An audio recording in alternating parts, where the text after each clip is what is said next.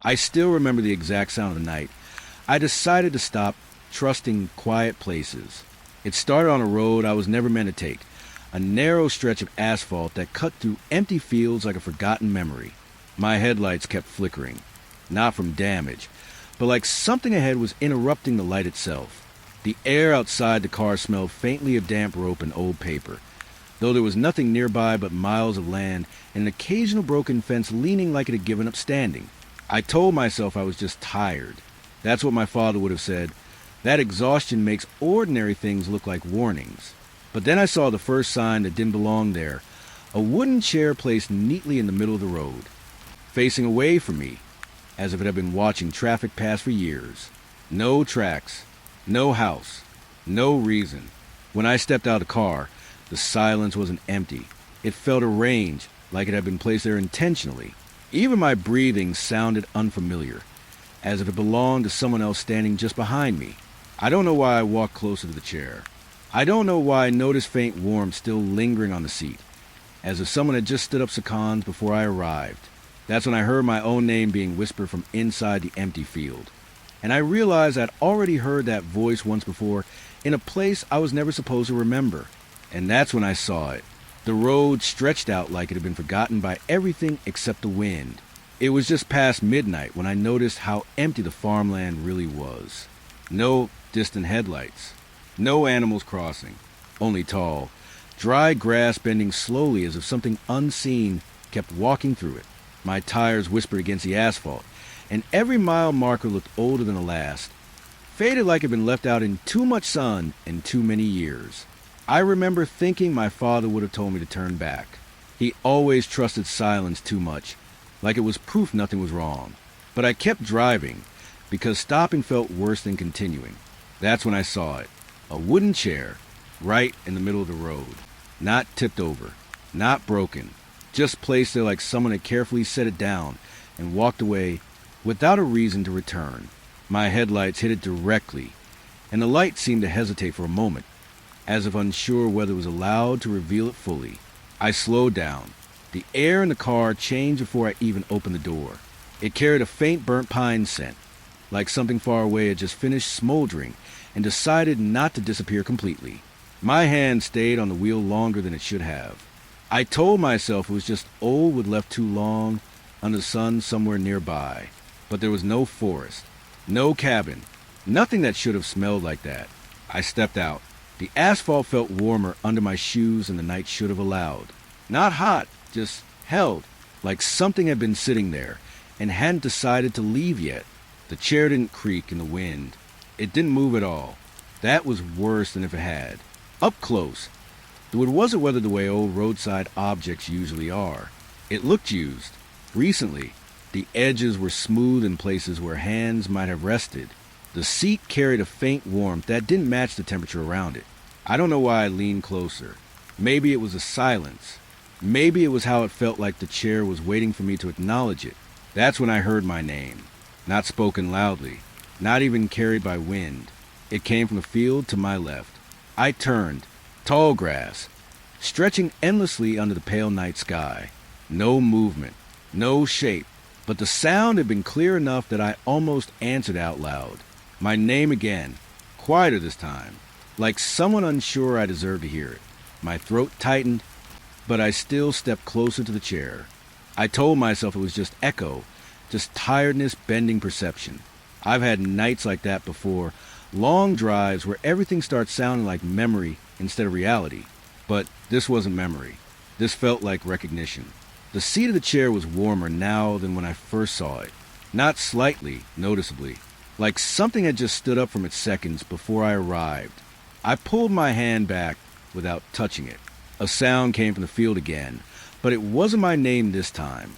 It was softer, not formed properly, like the idea of a voice trying to remember how speech works. The wind stopped, not faded. Stopped. Even the grass froze in place like it had been told to behave. I should have gone back to the car then. I know that, but I stayed looking at the chair because it felt wrong to ignore something that had clearly been waiting. The wood creaked. Once. Very faint. Not from pressure. From movement. The chair turned slightly to the right. Just enough for me to notice it was no longer facing the road. It was facing the field now, facing whatever had been calling my name. And in that same moment, every sound disappeared. No wind, no insects, no distant road noise I hadn't even realized I was hearing. Just silence, so complete it felt like it had weight. I didn't move. The chair didn't move again. But I couldn't shake the feeling that whatever had been sitting there was still close enough to hear me breathe. And from somewhere in the field, one last whisper slipped through the grass, close enough to recognize, but not close enough to belong to anything living. It was the same road again the next night, or at least it should have been. I told myself that while driving through the stretch of highway I knew too well, the one I used to take every week without thinking. The fields on both sides were flat, tired-looking land under a dull sky that had no interest in changing color. My headlights cut forward, but they didn't seem to brighten anything properly, like the road was only partially willing to be seen. That's when I noticed the gas station. It wasn't there yesterday. I would have remembered it. A small structure on the right side of the road, sitting too close to the asphalt like it had always been waiting for cars that never arrived. The sign above it buzzed with broken fluorescent light, flickering between shapes that didn't fully form into letters. Each blink felt like a hesitation, like the sign was struggling to decide what it wanted to say. My foot eased off the accelerator without me thinking. The smell reached me even before I fully stopped. Fuel, old rubber, and something slightly sour underneath it, like water that had been left in a metal container too long. I pulled in. The tires rolled over gravel that sounded too soft, like it had been poured there recently and forgotten. There were no other cars. No movement inside the glass doors. Just a station, existing too cleanly for something that appeared out of nowhere. The fluorescent lights above the pumps buzzed in uneven rhythm. Not constant, not steady. It felt almost structured, like a pattern trying to form language, but failing halfway through every attempt. I stepped out. The air outside was heavier than I expected. Not cold exactly, just thick in a way that made every breath feel slightly delayed. The wind didn't touch the station. It curved around it instead, like it didn't want to get too close. The glass doors slid open before I reached them. That should have been my first warning. Inside, the floor tiles were too clean for a roadside place. Not polished clean, unnaturally and used clean. Like no one had ever really walked here for long enough to leave a mark that mattered. Behind the counter stood the attendant. He didn't look at me. Not once. His hands were resting on the counter, still as if he'd been holding that position for hours. I cleared my throat, but the sound felt out of place, like it didn't belong in this room. He finally reached down without speaking, placed a small handful of coins onto the counter. They were cold, too cold, and slightly damp, like they had been pulled from water that wasn't fully real. When I picked one up, it stuck faintly to my skin before letting go. I didn't ask what the payment was for. Something about his silence made questions feel unnecessary. The glass behind him reflected me, but not correctly. My movement was delayed by half a second. I turned my head, and the reflection followed after a pause, as if it needed time to decide whether I had actually moved. I looked away quickly. A radio sat on a shelf near the back wall. It wasn't loud. It didn't need to be. The static it produced carried through the room like something soft but persistent, filling corners I wasn't paying attention to. Beneath the static, there was something else. Barely structured sound, almost like a melody that had been stretched too far. It took me a moment to recognize it. A lullaby. Not one I fully remembered, but one I almost did. The kind of tune you hear in childhood and forget on purpose. My fingers tightened around the coins without realizing it. The attendant still hadn't looked at me, not even when I placed the coins back down. Outside, something shifted. I didn't see it directly. I only noticed a change in reflection from a glass door. The station's lighting flickered harder than before, like it was losing patience with itself. I turned toward the exit. The moment I stepped through the doorway, the buzzing light above the pumps changed pitch. It wasn't gradual. It snapped into a different tone, like a sentence being cut off mid-word. I walked back to my car. The gravel felt slightly softer now, as if it had loosened while I wasn't paying attention. I opened the door and sat inside quickly, locking it without thinking. The attendant still hadn't moved. He stood behind the counter, facing the empty space where I had been. I started the engine. The headlights swept forward again, washing over the station one last time. And that's when I noticed it. The flickering sign above the roof wasn't just changing letters anymore. It was losing them, one by one, like something was erasing it from existence in real time. I pulled out onto the road faster than I intended. In the rear view mirror, the station stayed still for a moment longer than it should have. The lights kept buzzing, but even that felt distant now, like it was being pulled away from me. Then the structure began to blur. Not fade, not dim, just detached from reality itself. The pumps, the glass doors, the flickering sign, all of it slipping backward into darkness that didn't match the road around it. I kept watching, even when I should have stopped, and just before it was gone completely. The radio static of my car shifted for a single second, long enough to form a voice. Soft, almost familiar. Then the station disappeared entirely from the mirror, leaving only empty road behind me, as if it had never been built at all. The highway didn't feel like it ended anymore. It just looped. I noticed it around the third hour of driving, when the same cracked billboard passed me for the second time. It showed an old advertisement that I couldn't read fully anymore, like the letters were tired of being looked at. The night outside was thick, but not dark in a natural way. It had that dull, flattened quality that makes distance hard to trust. My hands stayed on the wheel longer than they should have. I kept telling myself I was just circling back without realizing it. That exhaustion does that. My father used to say long drives make the mind borrow things from silence that don't belong to it. I never understood what he meant until nights like this. That's when I noticed the passenger seat. At first, nothing obvious. Just a faint impression in the fabric, like someone had been sitting there recently, not heavy enough to deform it deeply, but enough to leave a presence behind. I kept my eyes forward. Then I checked again. The impression was clearer now. The seatbelt was slightly pulled forward, resting at an angle it wouldn't naturally fall into. My chest tightened without reason. I told myself I had probably shifted something earlier, without noticing, but I hadn't. The air inside the car changed next. It carried a faint metallic scent, like old coins rubbed together in someone's hand for too long. Not sharp, just persistent. It settled behind my throat in a way that made swallowing feel deliberate. The streetlights outside began to behave strangely. Each one I passed didn't just turn on and off in sequence. They blinked like breathing. Slow, then uneven, then slow again. I lowered my speed without realizing it. That's when I heard it. Not outside. Inside the car. A soft movement. Fabric shifting against fabric. I turned slightly, just enough to see the passenger seat without fully acknowledging it. Empty, but the impression had deepened.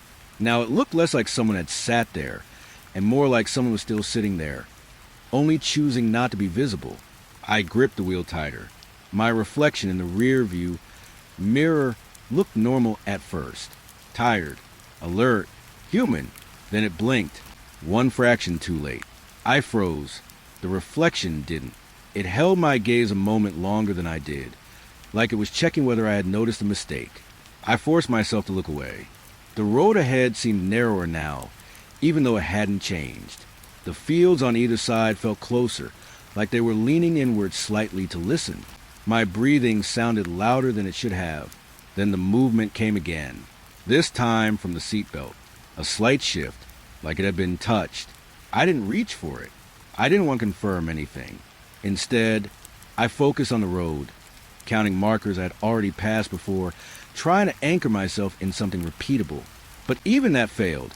Each marker number felt slightly off, as if it had been rewritten between glances. A faint reflection appeared in the side window. Not mine, not fully, just a suggestion of a face, forming and fading with each passing light. I turned my head quickly. Nothing there, only darkness outside and my own shadow moving with the car. But the impression in the seat had changed again. Now it was angled toward me, like whoever, or whatever, had been sitting there was no longer interested in the road. It was watching me instead. I didn't speak, didn't test it. Some part of me knew that acknowledging it would make it more real than I was prepared for. The streetlights began to blink faster. Not randomly now. Rhythmically, like a pattern forming. Breathing, but wrong. The metallic scent grew stronger. My fingers slipped slightly on the wheel, damp with tension I hadn't noticed building. In the mirror again. I forced myself to look this time. My reflection was still there, but its mouth was not fully aligned with mine. It held the same expression I was making, just a fraction behind, waiting to catch up. Then it smiled, very slightly. Too late for me to have done it. I jerked my eyes away instantly. The car felt smaller now. Not physically, but in the way space feels when something else is sharing it. The passenger seat belt shifted one final time. Slow, deliberate, as if settling more comfortably. I didn't look again. And for the first time since I got in the car, I realized something worse than seeing it. It hadn't been trying to scare me. It had been adjusting.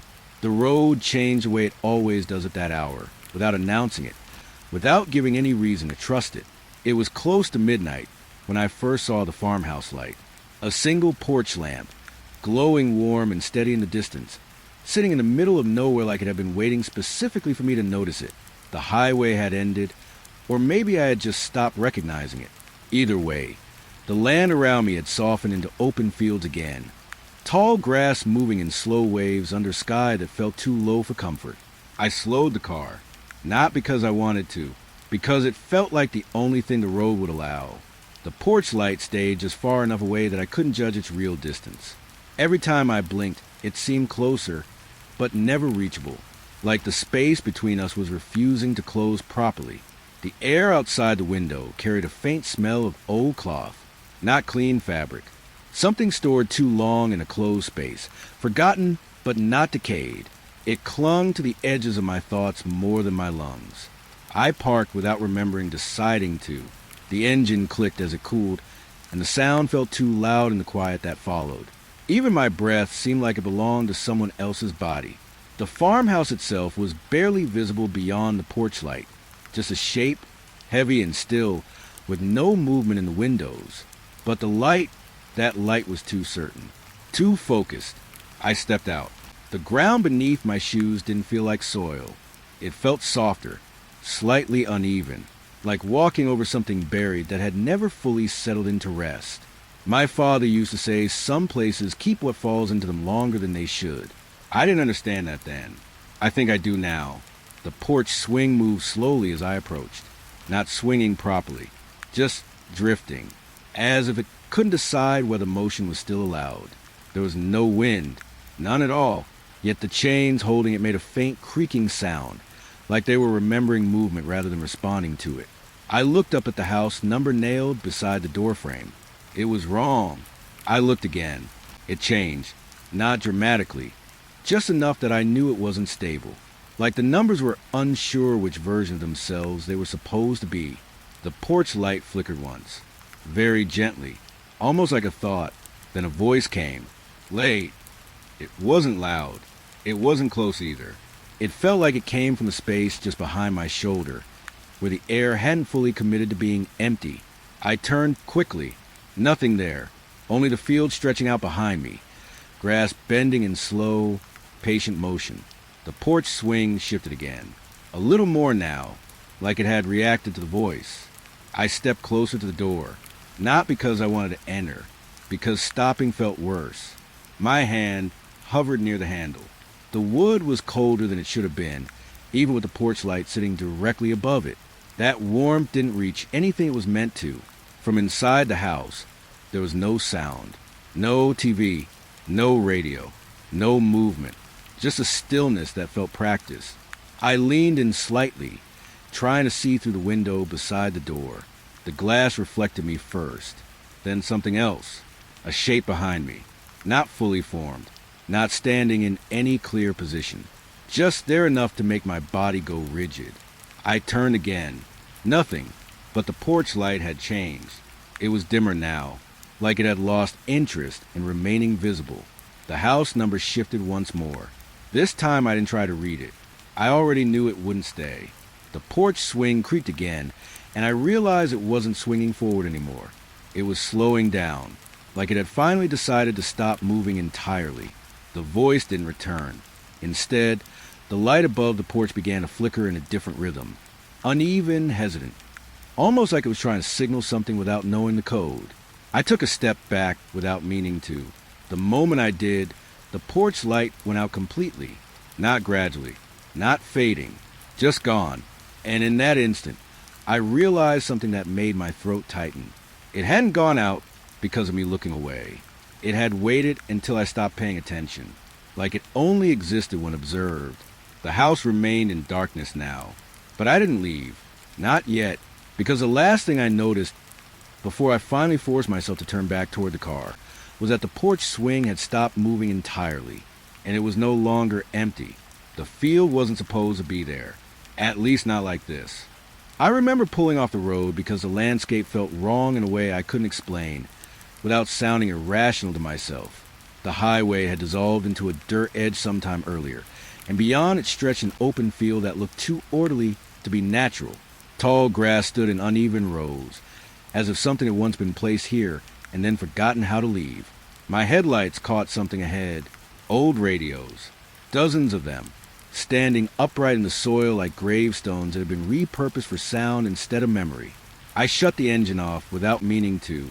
The silence that followed felt heavier than the drive itself, like the car had been carrying something that didn't want to stay contained. When I stepped out, the smell hit first. Dry flowers. Not fresh. Not alive. Something pressed and left too long between pages that were never meant to be open again. It mixed strangely with faint electrical heat rising from the radios, even though none of them were visibly on.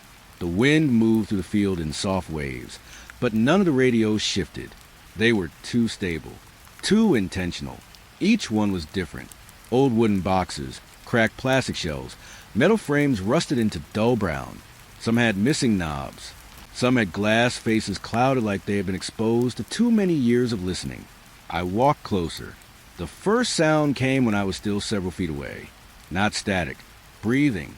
My breathing. But slightly wrong in timing. Delayed.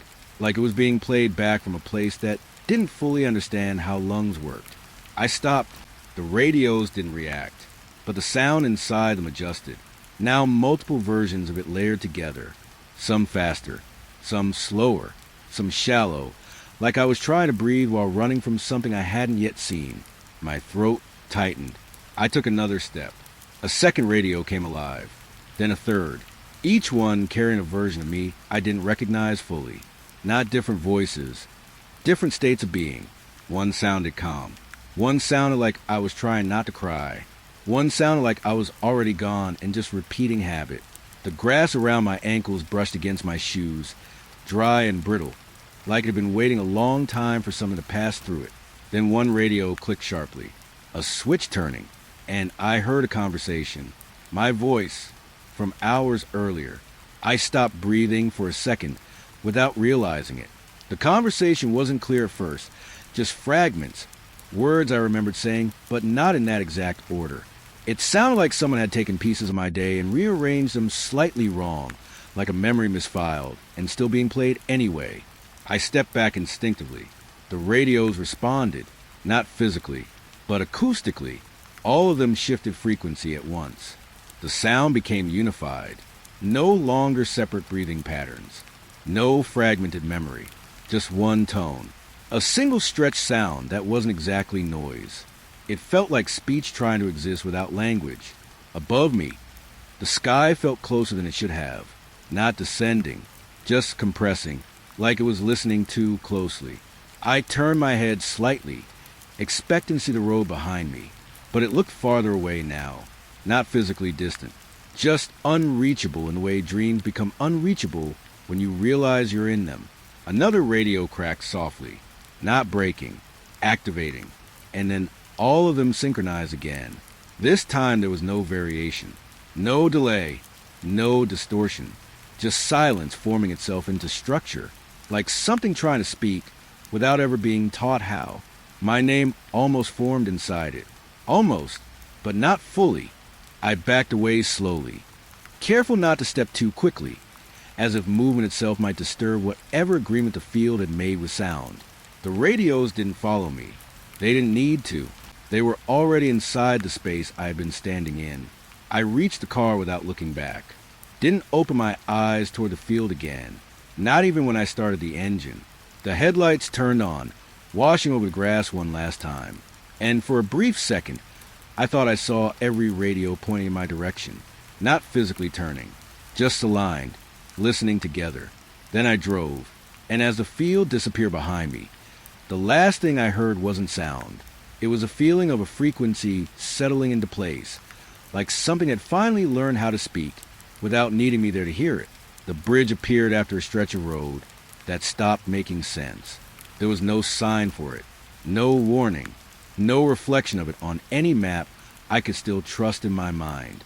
One moment I was driving through open land, and the next, the asphalt simply narrowed and lifted into concrete that crossed something I couldn't immediately identify.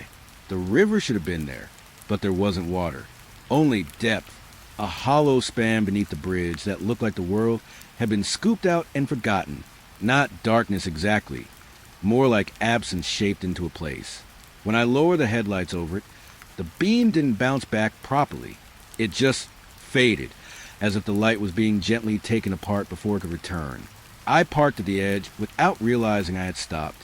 The engine's final vibrations lingered in the steering wheel longer than expected, like it didn't want to fully finish its thought.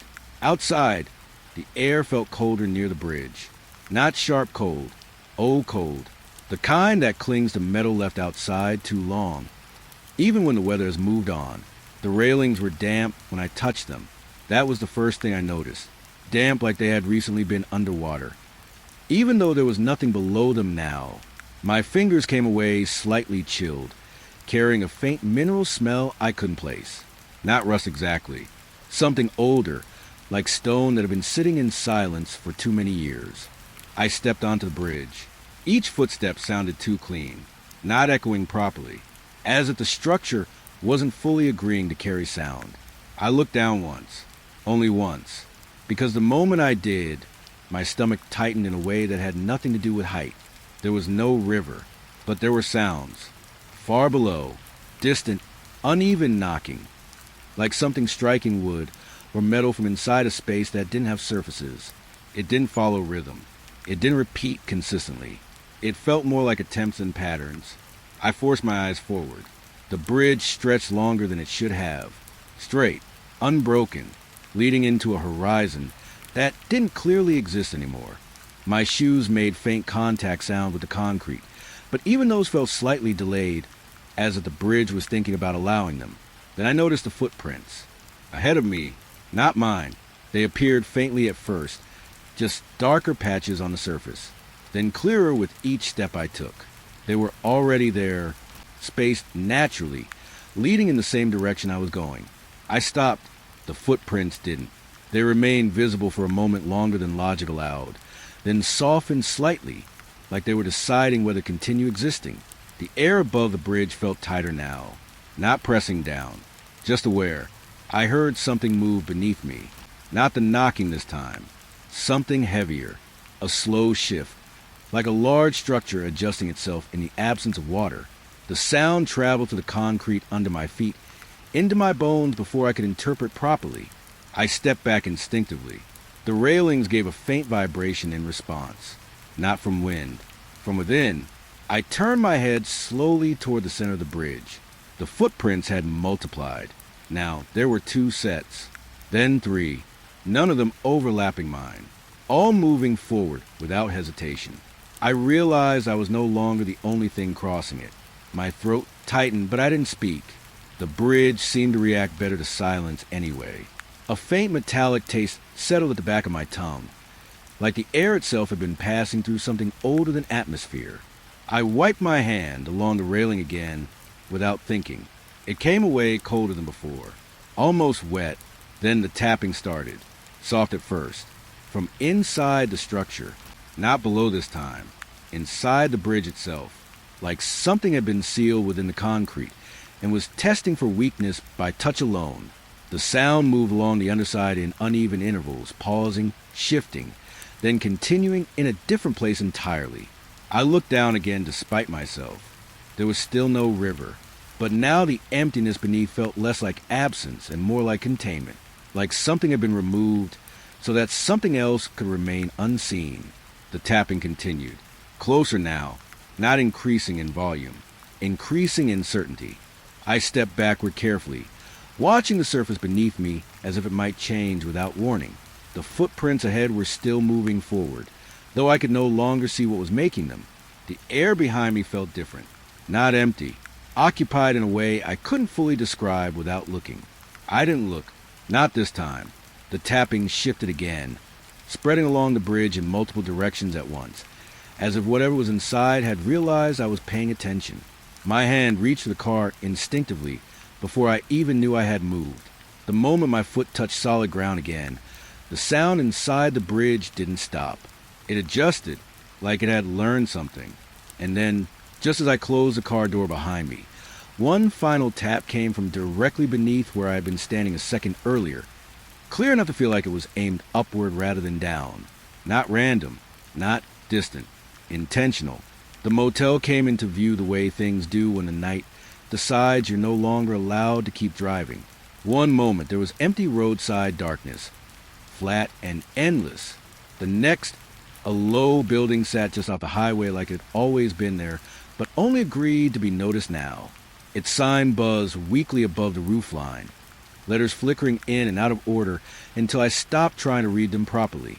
My tires rolled over gravel that felt too soft for something that was supposed to support weight.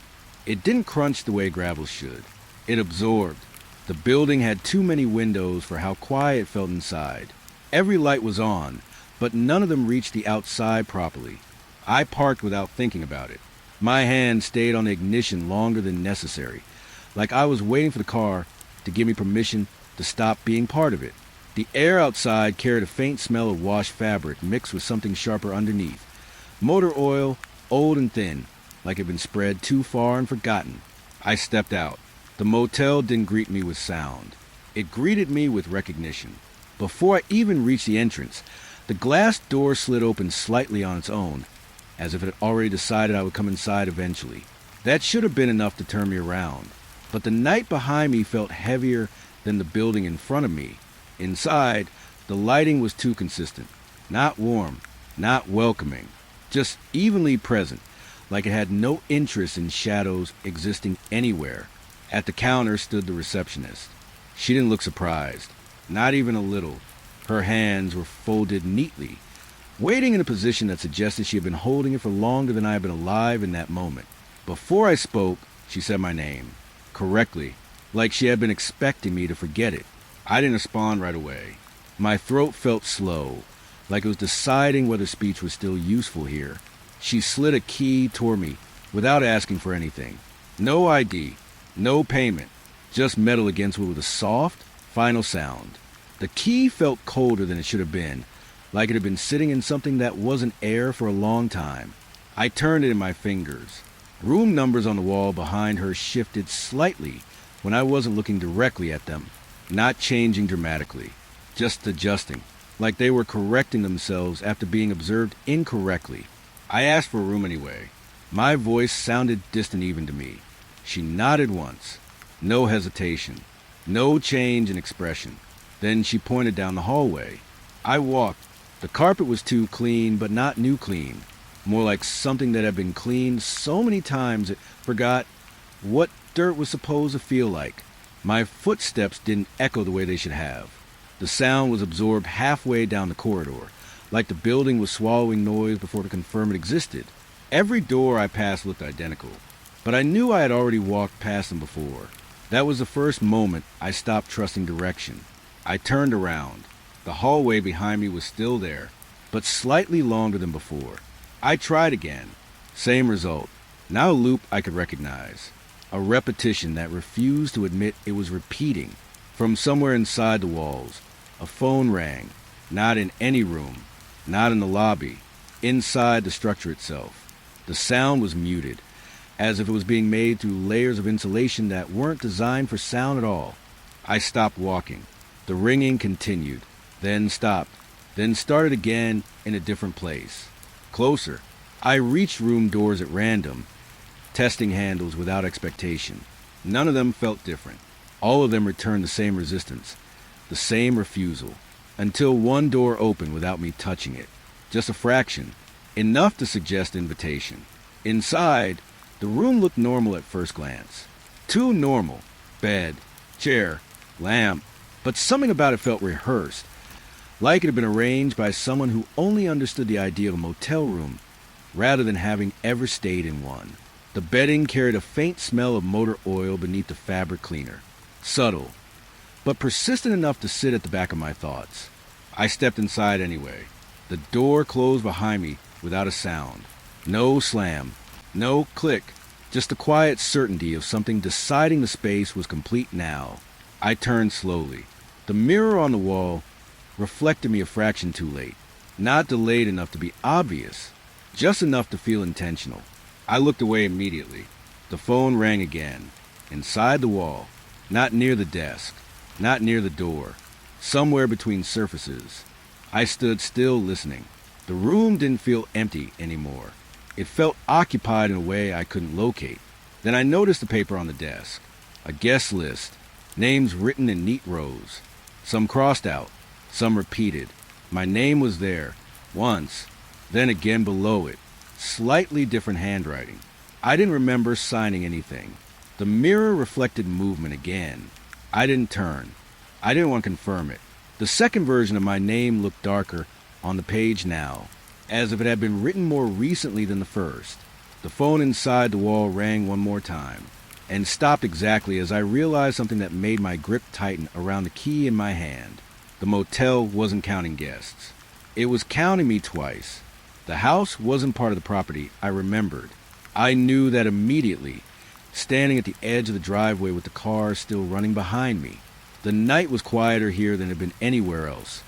So quiet it felt unfinished, like sound itself hadn't been fully added to this place. The structure ahead was ordinary at first glance. 2 floors, pale exterior, a dim light somewhere inside that could have belonged to any normal home.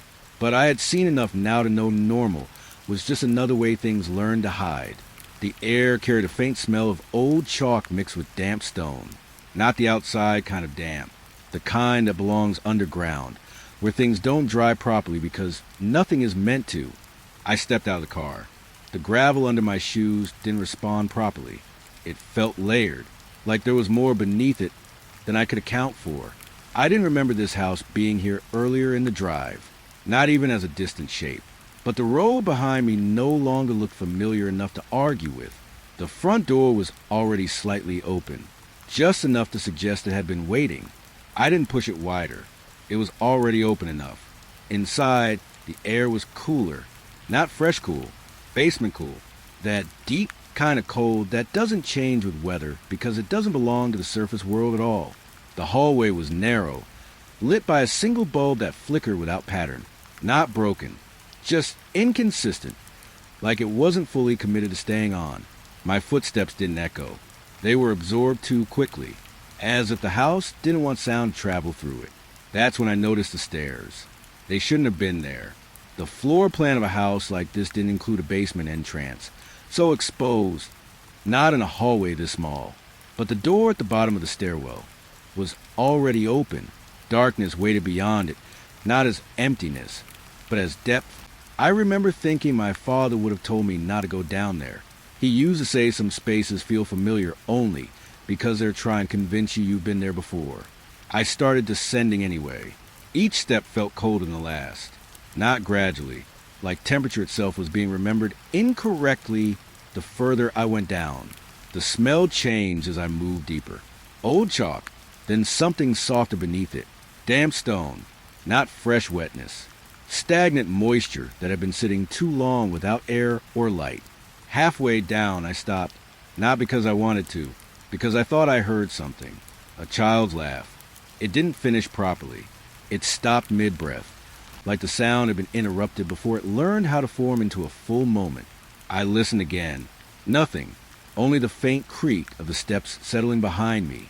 But then it came again. Not louder, not closer, just present, like it had always been there. And I had only just learned how to hear it. I continued downward. The basement wasn't one room. That was the first wrong thing I noticed. It expanded in ways the house above didn't justify. Narrow corridors branched off where there should have been walls. Shadows clung to corners that didn't align with the structure I had entered from. The air tasted different now, like old chalk dust and something metallic I couldn't fully name. I reached the bottom, or what felt like the bottom, because the space continued beyond what logic allowed. Walls were marked here, scratched, not random damage, intentional repetition, lines layered over lines, forming patterns that looked almost like handwriting, but from too many hands to belong to any single language. I traced one of the marks without touching it. It felt like it was remembering me looking at it. That thought made my stomach tighten. Then I heard the laughter again, closer this time, but still not complete. The kind of sound that exists just before understanding what it is meant to become. I turned slowly. Nothing behind me, only corridors branching in directions I didn't recall passing through. Then a voice came, not loud, not far, right at the edge of hearing, like it was being spoken through walls that didn't want to fully translate it. Why did you leave it locked? My body went still before my mind could decide what to do. The voice wasn't asking in anger. It sounded patient, like it had been waiting a long time for me to return to a question I didn't remember being responsible for. I looked toward the stairs instinctively. They were still there, but the light from above felt thinner now, like it was struggling to reach this far down. The scratches on the walls seemed more noticeable than before. Some of them no longer looked random. They looked repeated, like the same hand had been trying to say something in different attempts. The laughter didn't come again. Instead, there was silence, not absence, presence, as if the basement itself had decided to listen now. I took a step back toward the stairs, and then I realized something that made my breathing slow. Without permission, the voice hadn't come from deeper in the basement. It had come from behind me. The river was wider than I remembered rivers being able to become. It cut through the land like a slow wound that never fully healed, stretching across both sides of the road until the bridge ahead felt less like a crossing and more like a decision I had already made without remembering it. I parked at the edge where the asphalt ended. The engine stayed running for a few seconds longer than necessary, as if it was unsure whether turning off meant agreeing to what was outside. When it finally went quiet, the world changed its tone. Not louder, just more aware. The river itself didn't behave like water should. It moved backward in places, forward in others, never settling into a single direction long enough to be trusted. The surface carried faint images beneath it, flashes of places I didn't recognize but still felt uneasy about, like forgotten rooms inside unfamiliar houses. The air smelled clean at first, then wrong, like something had washed metal too many times and removed whatever memory it was supposed to hold. I stepped out. The bank beneath my shoes felt soft but not muddy, more like damp ground that had been compressed too many times by things that didn't leave prints meant for recognition. The bridge stretched across the river ahead. Concrete, simple, old, but something about it felt too present, like it had been placed here recently and then aged artificially to match the world around it. I walked toward it. Each step made the water shift in a way that didn't match movement. Not waves, reactions, like the river was responding to me noticing it. Halfway across, I stopped. Something moved beneath the surface, not breaking it, avoiding it, like it knew the boundary mattered. I leaned slightly over the railing. The metal felt cold in a way that suggested long exposure to something deeper than weather. My reflection appeared in the water, but it wasn't still. It was walking along the opposite bank, in the same direction I was facing, but not matching me step for step. I froze. The reflection didn't. It continued moving slightly ahead now, as if it had already decided where I would go before I did. My throat tightened, but I didn't speak. The river carried faint distortions of sound, like distant echoes of conversations that hadn't happened yet. I couldn't tell if they were coming from the water or being reflected out of it. Then I saw it more clearly. My reflection reached the edge of the water on the far side. It didn't stop. It stepped out. No distortion, no ripple, no resistance, as if the water had never been a barrier for it in the first place. I stepped back instinctively. The surface beneath it remained intact, unbroken, like nothing had crossed at all, but I had seen it. The reflection stood on the opposite bank now, fully separated from me, turning its head slightly as if checking whether I was still watching. I was. It was wearing my posture too well, too familiar. Then it raised its hand, not waving, not greeting, just acknowledging that I had noticed. The river's flow changed again. For a moment, everything moved backward, then forward. Then neither direction made sense at all. I backed away from the railing, forcing my attention toward the bridge itself. It felt longer now than when I first stepped onto it, though I couldn't say how that change had happened without admitting something was actively adjusting it. The air above the water grew heavier. Not pressure exactly. Expectation. Like something beneath the surface had been waiting for the reflection to finish its action before deciding what to do next. My reflection on the far side turned away from me, but not in dismissal, in continuation, as if it had somewhere else to be now that I had finally noticed it. I took another step backward. The bridge creaked faintly beneath me, though nothing visible moved. Then I heard it, not from the water, from the railing beside me. A soft shift, like something had just released its grip. I looked down despite myself. The river was still flowing in multiple directions at once. But now, for the first time, I couldn't tell which direction I was meant to belong to. And across the water, my reflection reached the edge of the bank completely and stepped forward again, disappearing into the land as if it had never needed me to follow. The library wasn't visible from the road. It only appeared after I stopped trying to find it. One moment, there was empty streetlight-lit pavement stretching into a quiet town I didn't recognize. The next, a stone building stood between two older structures as if it had always been there, and I had simply failed to notice it for most of my life. The doors were already open. No sign, no hours, no sound of people inside. Just a steady, waiting stillness. I stepped in. The air changed immediately. Paper, old leaves, something dry enough to crumble if I breathed too deeply near it. It wasn't unpleasant, just age in a way that suggested time had passed through here differently than outside. The lights were dim but stable. No flicker, no movement, just a soft, even glow that made the space feel deeper than it should have been. Rows of shelves stretched farther than the building's exterior should have allowed. That was the first thing I noticed. The second was the silence. Not empty silence. Organized silence, like sound had been sorted and placed somewhere out of reach. I walked forward. My footsteps made almost no noise on the floor, as if the carpet was absorbing intention rather than pressure. I tried to focus on something normal, like how libraries used to feel when I was younger. My father once brought me to one when I was small, told me not to talk too loudly because books remember noise longer than people do. I didn't understand that then.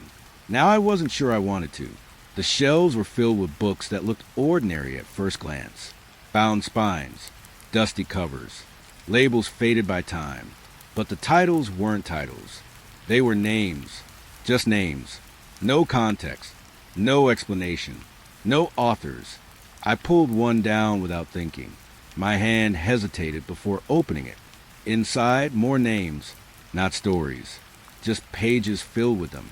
Hundreds, thousands, arranged like they were trying to remember a structure that never fully formed. I stepped back slowly. Another shelf shifted slightly when I wasn't looking directly at it, not moving dramatically, just adjusting position, like it was trying to remain aligned with my attention. I turned my head. It stopped. I turned away again. It moved. That's when I realized the library didn't behave like a building. It behaved like something aware of being observed.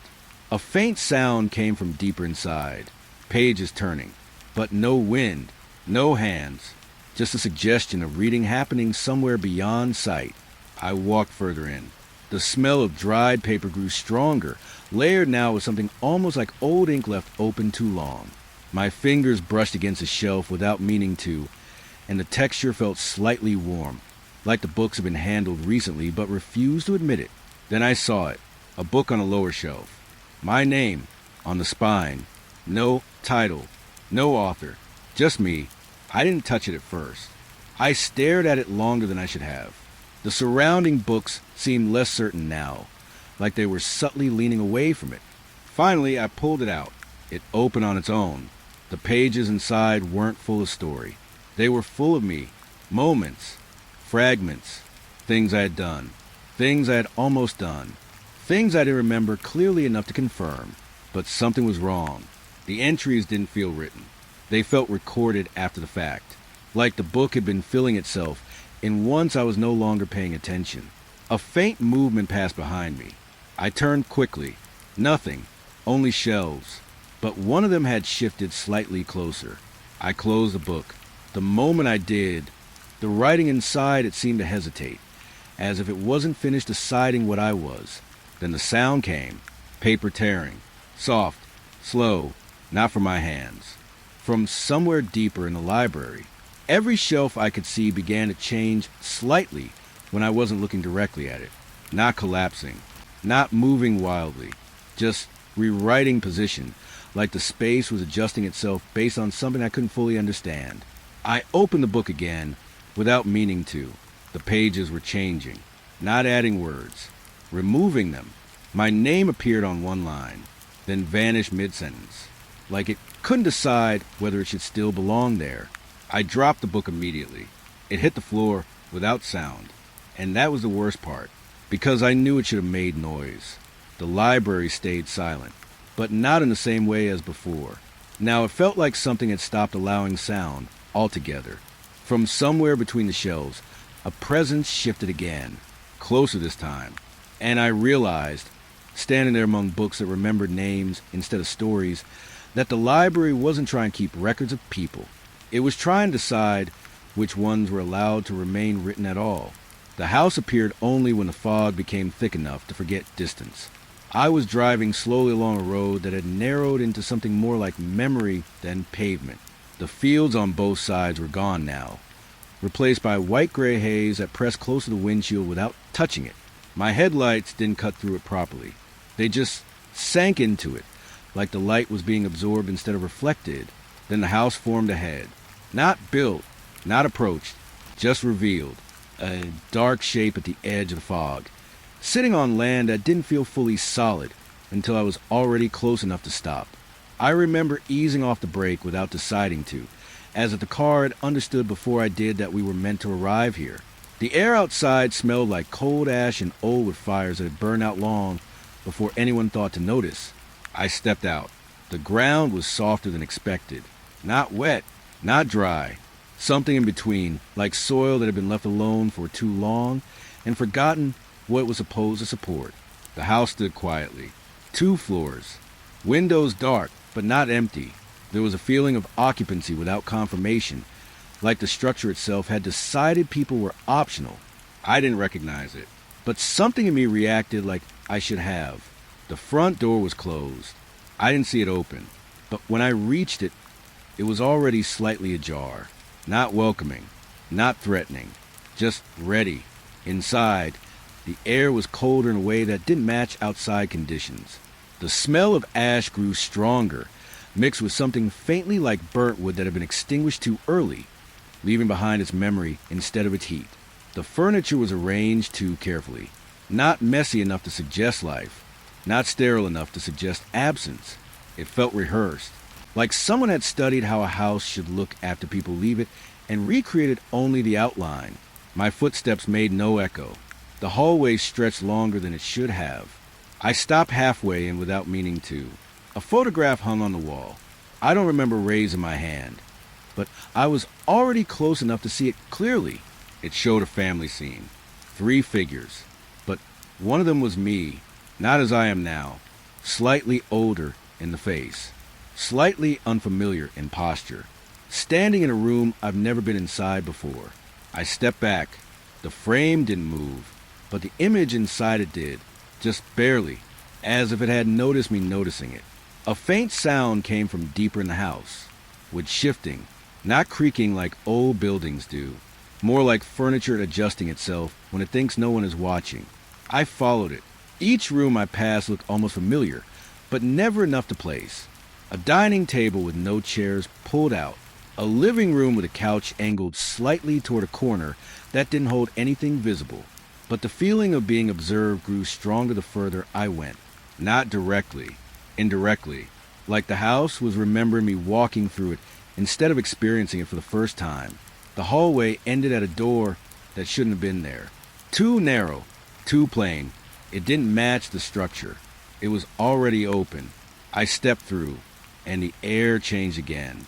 This room smelled like old ash more than anything else, but beneath it was something deeper, like memory burned into wood that had never fully cooled. There were photographs here too, but not framed, spread across a table. Dozens of them, all showing the same house. Different angles, different times, different states of decay or repair. And in most of them, I was somewhere inside the frame, watching, standing, sitting, always present, but never consistent. My breathing slowed without permission. Then I noticed something worse. The furniture in this room wasn't arranged for living. It was arranged for watching. Every angle pointed inward, toward where I stood. Behind me, a floorboard shifted. Not loudly, just enough. I turned quickly. Nothing visible. Only the hallway behind me stretching back farther than it should have, as if the house had extended itself while I wasn't paying attention. The photographs on the table shifted, slightly too, not moving on their own, just reordering themselves into a pattern I didn't understand yet. Then I saw one I hadn't noticed before. A door inside the house. A door I was standing in front of, in the photo, but in it, the door was closed. My hand was already reaching for it. I stopped. The silence inside the house changed at that moment. It wasn't empty anymore. It was attentive, waiting for me to decide whether I was still someone entering a place, or someone the house had already finished remembering. The clock tower stood in the center of a town that didn't show itself properly until I was already inside it. There were streets, yes, but they felt incomplete, like they had been drawn from memory instead of laid in stone. Buildings lined them in uneven silence. No visible movement. No open windows. Just a settlement holding its breath too long. And above it all, the tower. Tall, narrow, too precise to belong to anything around it. The clock face was visible from every angle, yet somehow never clear in detail. The hands moved, but not in a way that matched time. They shifted like emotions changing direction, pausing when they felt uncertain, speeding when something unseen pulled them forward. I parked at the edge of the square, without deciding to. The engine stayed on for a moment longer than necessary, then stopped as if it had accepted there was nowhere else to go. The air here felt different.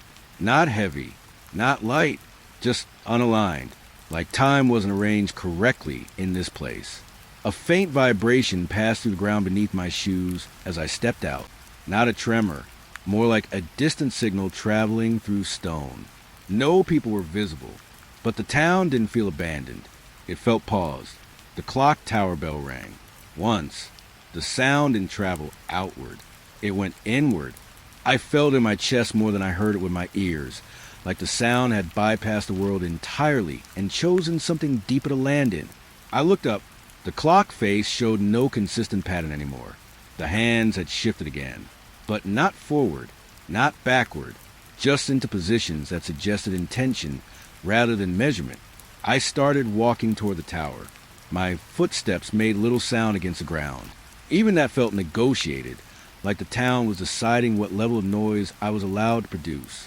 The closer I got, the more I noticed the shadows. They didn't fall correctly.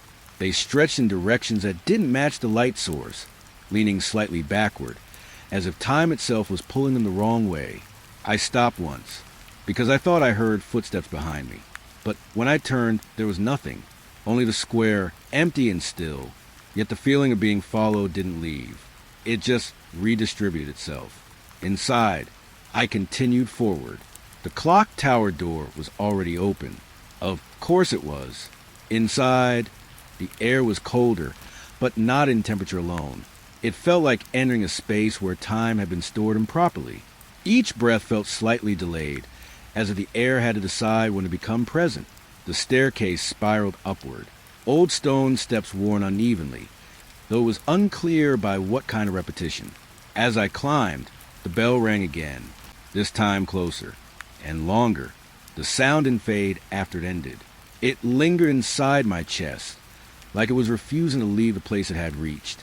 Halfway up, I stopped, because I realized something unsettling. The steps behind me didn't sound like mine anymore. They were continuing, but not in sync with my movement, as if something else was climbing too. I looked down. Nothing there, only the spiral stretching into shadow beneath me. But the sound kept coming. One set of steps, then another, slightly delayed, slightly mismatched, like the tower was allowing more than one version of ascent at the same time. I forced myself upward. The bell rang again, and this time I noticed something worse. It wasn't ringing on a schedule. It was responding. To me, each pause matched my hesitation. Each tone aligned with moments I wasn't moving. At the top, the room was small. Not a room meant for people. A mechanical space filled with gears that didn't resemble standard clockwork. They moved in uneven coordination, like they were responding to something emotional rather than mechanical input. The clock face was visible from the inside, but there was something wrong. The hands weren't attached. They floated slightly away from the mechanism, still moving as if distance didn't matter. I stepped closer. The bell rang again, right behind me, but I was already inside the tower, so it shouldn't have been possible. I turned slowly. Nothing, only the open doorway and the spiral staircase below, stretching down into a town that no longer felt connected to time at all. Then I looked back at the clock face. The hands had shifted again, and for the first time, they weren't pointing to any direction that could be understood as time. They were pointing inward, toward where I was standing, and the bell rang once more, even though there was no visible bell left to strike. The train didn't arrive the way trains usually do. There was no warning sound, no distant track vibration, no gradual approach through the darkness. One moment, I was standing near an empty stretch of countryside road, and the next, the train was simply there, long, dark, and waiting at a platform that looked like it had been built without a town around it. No lights beyond the station, no buildings, just tracks cutting through open land and disappearing into both directions of night. The doors were already open. That was the first thing that felt wrong. I hadn't seen it stop, but it was stopped anyway. I stepped inside. The air was warm in a way that suggested recent presence, though there was no one visible in any direction. The seats lined up perfectly, too evenly spaced, too clean for something that should have been moving through distance and weather. The smell inside was metallic, like most trains. It was faintly familiar, like fabric left in a suitcase for too long, holding on to the memory of places it had already forgotten. I sat down without choosing a seat. The doors closed behind me without sound. Not a slam, not even a click, just a decision being finalized. The train started moving immediately. No hesitation.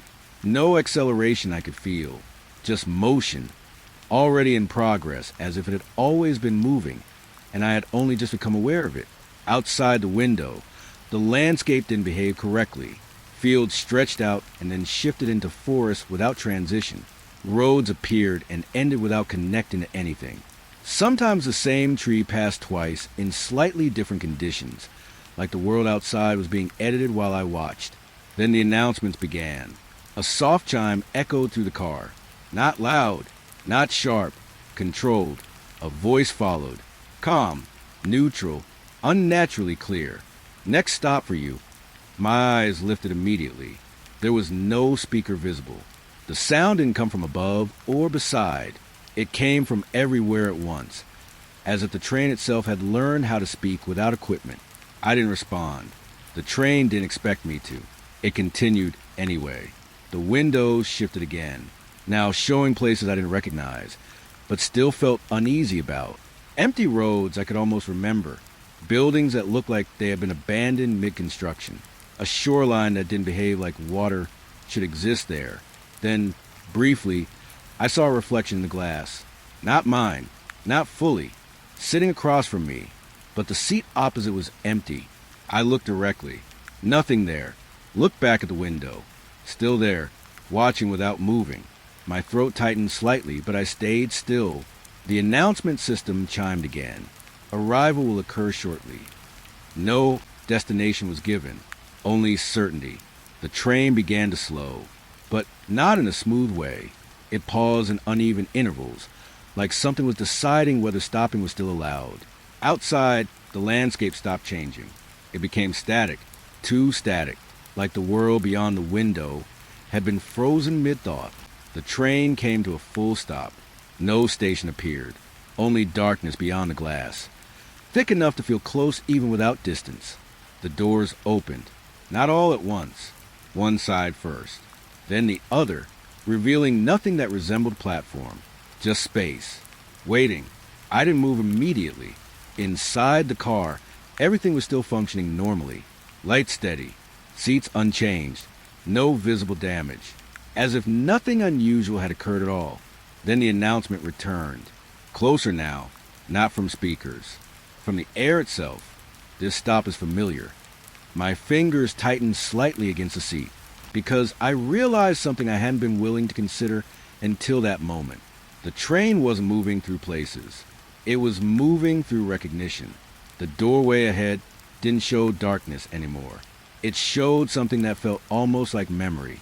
Not mine, but close enough to confuse the difference. I stood slowly. The train remained perfectly still, waiting, not for departure, but for agreement. And as I stepped toward the open doors, I realized the worst part wasn't that the train had stopped somewhere impossible. It was that, for a brief moment, I felt like I already knew what was waiting outside. The mirror shop didn't announce itself. It only became visible when I stopped expecting anything else on the street. One moment, I was walking through an empty stretch of town where storefronts were closed and dark. The next, a narrow shop front appeared between two buildings that didn't seem wide enough to allow it. No neon sign, no display window in the usual sense. Just glass, layered, angled, reflecting back fragments of the street in ways that didn't fully align. The door was already slightly open, not inviting, not warning, just available. I stepped inside. The smell changed immediately. Not perfume, not dust, glass, fine, dry particles of it, like something had been ground down so slowly over time that the air itself had learned its shape. It mixed with a faint coldness that didn't belong to temperature alone. The shop was larger inside than it should have been, not dramatically, just enough to be wrong. Mirrors lined every wall, some standing, some hanging, some leaning at angles that made the room feel like it was folding in on itself in places I couldn't directly see.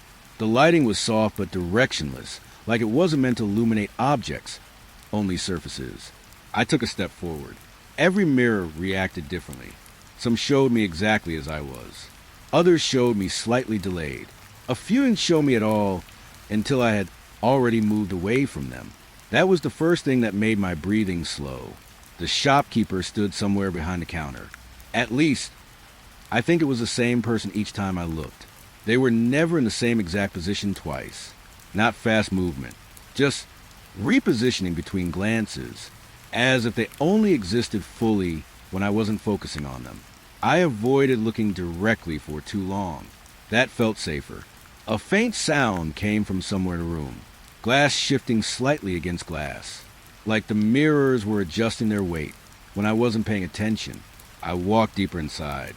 My reflection in one mirror ahead showed me entering the shop before I had actually stepped forward. I stopped. The reflection didn't. It continued walking, looking around, behaving like it already belonged here. I turned away quickly, but other mirrors caught it now too. Different versions of it, different timings. One showed me standing still. Another showed me already halfway through the shop. Another showed me at the door again, as if I had just arrived for the first time. I tried to focus on one mirror only. That didn't help. The reflections began to disagree with each other. Not violently, just inconsistently, like they were arguing about what I had already done. Then I noticed something worse. In one mirror, I was leaving, walking out of the shop, without looking back. But I was still standing inside it. Right now, the contradiction made my stomach tighten in a way I couldn't explain logically. I stepped closer to that mirror. My reflection there didn't pause when I approached. It continued exiting, reaching the street outside. And for a brief moment, it turned its head slightly, not toward me, but as if acknowledging something I couldn't see yet. I turned away from it immediately. The shopkeeper spoke. Not loudly, not directly, just enough of the words to exist in the space near me. Some mirrors remember forward. I didn't answer, because I wasn't sure speaking would behave normally here. A soft knocking sound came from one of the mirrors behind me, not from outside, from inside the glass. I turned slowly. One mirror showed movement within it, not reflection, but depth, a hand, pressing lightly from the other side, not breaking through, just testing, as if checking whether the boundaries still held. My throat went dry. I stepped back. The knocking stopped, but the mirror remained different from the others now. It looked aware, waiting. Then I saw another reflection change. In a different mirror, I was already closer to the exit again, closer than I should have been, as if multiple versions of me were negotiating which one would finish the visit first. The shop felt quieter now, but not calmer, more focused, like everything inside had turned its attention toward deciding which reflection was correct. I didn't want to look at the mirrors anymore, but I couldn't avoid them. They were everywhere, and each one seemed slightly more certain than the last. Then, without warning, the mirror that showed me leaving flickered, and the reflection stopped moving.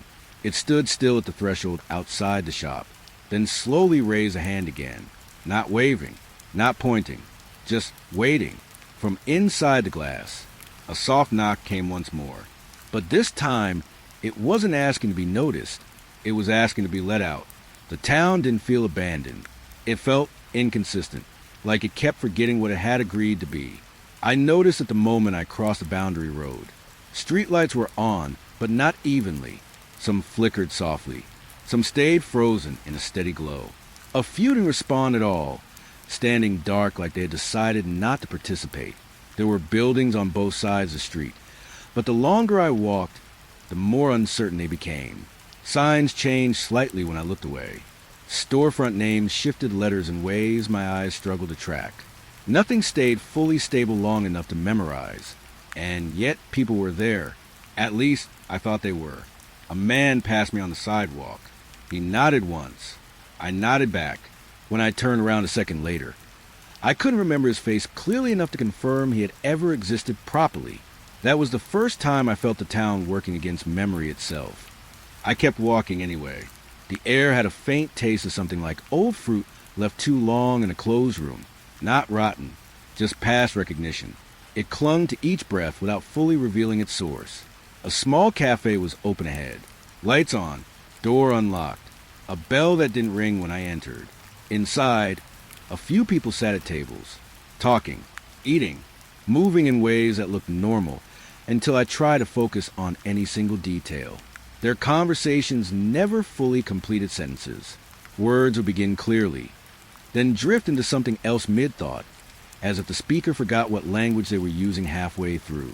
I stood near the counter. The barista looked at me, then seemed to recognize me, then immediately stopped recognizing me, all within the same expression. "Do you?" They started, then paused, then reset their posture slightly. "Do you need anything?" I hesitated. Before I could answer, I noticed something worse. The menu board behind them. It listed items that shifted slightly each time I blinked. Not new items. Rewritten ones. Like the words were being edited while I wasn't paying attention. I ordered something simple just to avoid standing there too long. The barista nodded, then forgot my order halfway through writing it down. I could see it happening in real time. Pen stopping midair. Eyes losing focus. Then restarting the motion as if nothing had interrupted it. I took a seat near the window. Outside, the street looked normal enough at first glance. But every time I tried to track a detail, it refused to stay consistent. A sign across the road changed spelling slightly. A parked car shifted color between glances. Even shadows seemed hesitant to commit to their positions. My food arrived. I don't remember seeing it being made. It was just suddenly there. Warm, simple, unremarkable. But when I tasted it, it didn't taste like food. It tasted like familiarity without origin. Like something I should have remembered eating before, but couldn't place in time. A couple at the table near mine stopped, speaking mid-conversation. Then both looked at each other. Then both looked away. Like they had forgotten why they were together. My attention drifted back outside. A child stood near the curb, waving at someone, or something. When I focused on them, they smiled. Then their expression softened slightly, like they were trying to remember who they were smiling at. A voice came from behind me. Visitors tend to blur. I turned slightly. The barista stood there, holding nothing. No tray, no drink, just presence. But even they seemed unsure of how long they'd been standing there. I asked a question I didn't fully form. Something about the town.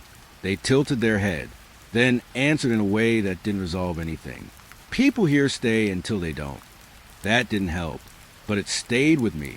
When I left the cafe, the street outside felt slightly different. Not changed, just less stable in its details. Like it had accepted I was paying attention now. I walked faster without meaning to, and that's when I realized something that made my chest tighten.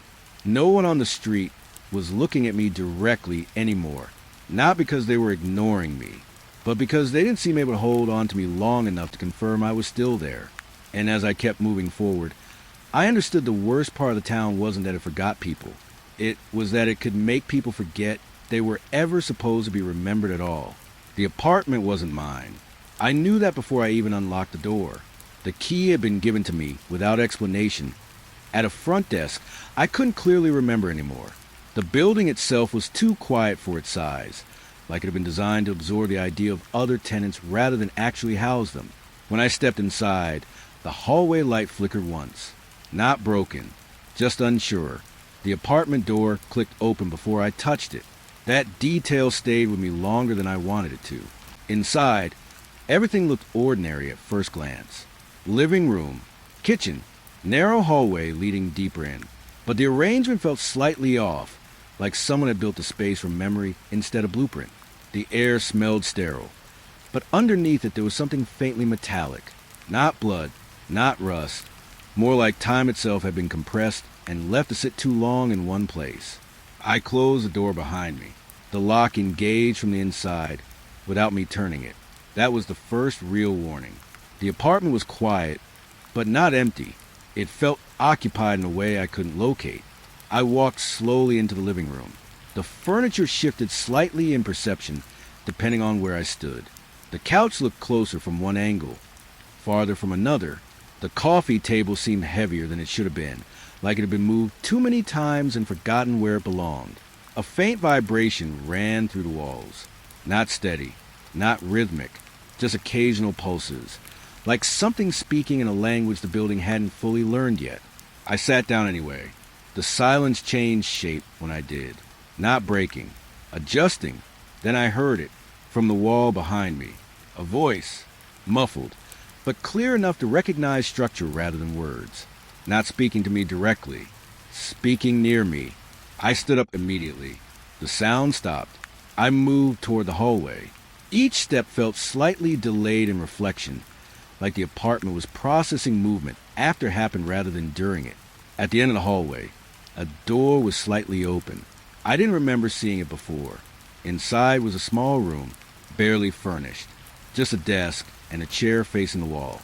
No windows, no visible source of light. Yet it wasn't dark. The air here felt denser, like it had been stored instead of circulated. I noticed writing on the wall. Not graffiti, not decoration.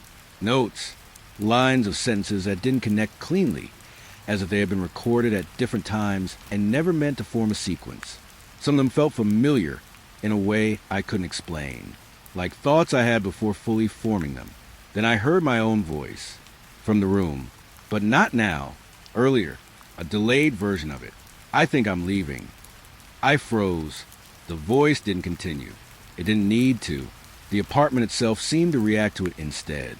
A faint shift ran through floorboards, like the building had just remembered something it was trying not to. I stepped closer to the wall. The writing changed slightly when I wasn't looking directly at it. Not new text, just rearranged spacing, like the sentences were trying to align themselves into meaning without my permission. Then I heard footsteps behind me. Slow, measured, not approaching, matching. I turned quickly. Nothing, but the hallway looked longer now. Not physically extended, in a visible way, just deeper, as if distance had gained weight. I went back toward the living room. The furniture had changed position slightly. The couch now faced the hallway instead of the center of the room. I hadn't moved it. The vibration returned, stronger this time, coming from multiple points inside the walls. Like the apartment was no longer trying to be quiet. It was trying to be heard. A sound came from the locked door behind me. Not knocking, not turning, just a suggestion of pressure against it from the other side. But I was inside. There shouldn't have been anything outside to press back. I backed away slowly. The hallway light flickered once more, and in that single interruption of illumination, I saw something that made my breath catch. The apartment layout had shifted again, and I was no longer standing in the same version of it I had entered. The staircase rose out of the desert like it had been dropped there and forgotten. No building, no foundation, no visible purpose. Just stone steps emerging from sand that stretched endlessly in every direction under a sky too pale to feel real. The horizon wasn't sharp here. It blurred, like the world hadn't fully committed to its own edges. I stopped the car far back, without remembering deciding to do it. The engine cut off on its own a second later. That detail stayed with me. The air outside was dry, but not in a natural way. It felt emptied out, like something had taken all unnecessary moisture from it and left only the idea of atmosphere behind. I stepped out. The sand didn't behave like sand should. It didn't shift under pressure normally. It held shape longer than expected, as if it was reluctant to admit movement had occurred. The staircase stood ahead, tall, narrow, endless in direction upward, but offering no visible destination. The steps were uneven in a way that didn't suggest age. It suggested repetition that never resolved into completion. There was no sound here, not even wind, just silence so total it felt structured. I approached slowly. Each step I took toward it made the air feel slightly more resistant, like the space was reconsidering whether I was allowed to continue. My father used to say deserts teach you how small your footsteps really are. I think this place was trying to teach something else. That footsteps might not belong to the person making them. The first step onto the staircase felt colder than the sand. Not temperature. Memory of temperature. Like the stone had once known something colder and hadn't forgotten it. I climbed. At first, the movement felt normal. Then it stopped feeling like climbing and started feeling like continuing. There was no sense of ascent or descent anymore. Only progression without reference. The sky flickered slightly.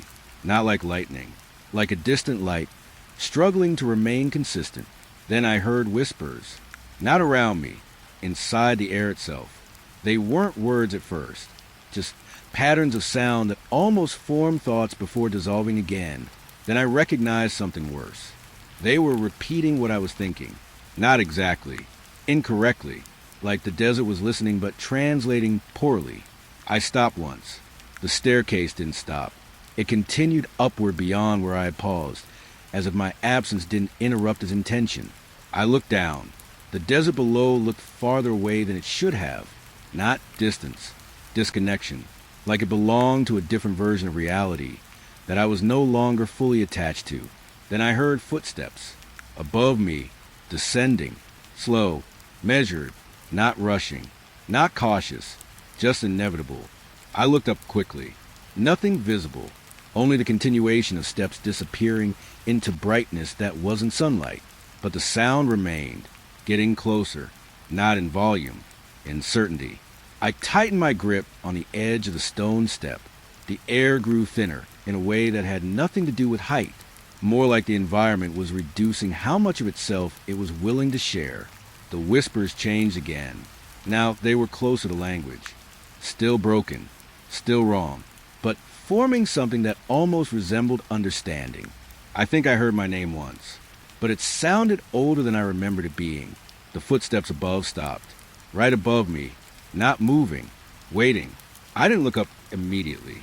Because something about the silence that followed felt like it was already watching me decide whether I would. When I finally did, there was nothing there. Only the endless staircase continuing into brightness. But the feeling remained. That whatever had been descending wasn't gone. It had simply reached a point where it no longer needed to be seen to continue approaching. And for the first time since I found the staircase, I wasn't sure I was the one climbing it anymore. The chapel was not marked on any path I had taken. It appeared only after the desert staircase stopped being a place I could clearly remember leaving. One moment there was open sand behind me. The next it was earth, dark, compacted. As if the ground itself had been turned inward, the structure rose low and wide ahead, half buried beneath soil that looked too still to be natural. A chapel, but wrong in its silence. No bell, no cross, no visible symbol belonging to anything familiar. Just a heavy door set into stone, already slightly open. The air smelled like melted wax mixed with old rain that had dried before it could finish falling. It wasn't unpleasant. It was just incomplete, like a storm that had been interrupted mid-memory. I stepped inside. The door closed behind me without sound. Not a slam, not even a click, just absence sealing itself. Inside, the light came from candles, dozens of them, all burning in a soft blue-white flame that didn't flicker normally. The light they gave off didn't spread. It hovered, as if it was unsure how far it was allowed to reach. The chapel was larger than it should have been, not dramatically, just enough that my mind couldn't agree on its boundaries. The walls were lined with inscriptions, names, carved into stone with careful repetition, like someone had been trying to preserve memory rather than decorate space. I walked closer. The air felt heavier with each step, but not in a physical way. More like attention itself was gathering around me. Then I noticed something strange. Some of the names on the walls were fading, not eroding, not damaged, just disappearing when I tried to read them directly. I looked away, then looked back. Different names were gone now, as if observation itself was deciding what could remain. The candles didn't respond to movement, but they reacted to silence. When I stopped breathing too loudly, they brightened slightly. When I moved, they dimmed. It felt like the room was measuring me. I reached the altar at the front. It was simple stone, worn smooth in places that suggested long-term contact rather than age. Something was on it, not an object, a pattern. Words written in ash that shifted slightly whenever I tried to focus on them. I leaned closer and realized with a slow, tightening discomfort that the writing matched my handwriting. Not perfectly, but recognizably, like a version of me had been here before and tried to leave instructions for something I hadn't yet done. Behind me, a faint sound passed through chapel. Not footsteps, more like fabric moving through still air. I turned quickly. Nothing there, only rows of candles stretching into depth that no longer felt fully stable. Then I heard singing, not clearly formed, not from one direction. It came from everywhere in the room at once, but never fully aligned into words I could understand. The hymn moved backward through itself, like it was remembering how it started instead of continuing forward.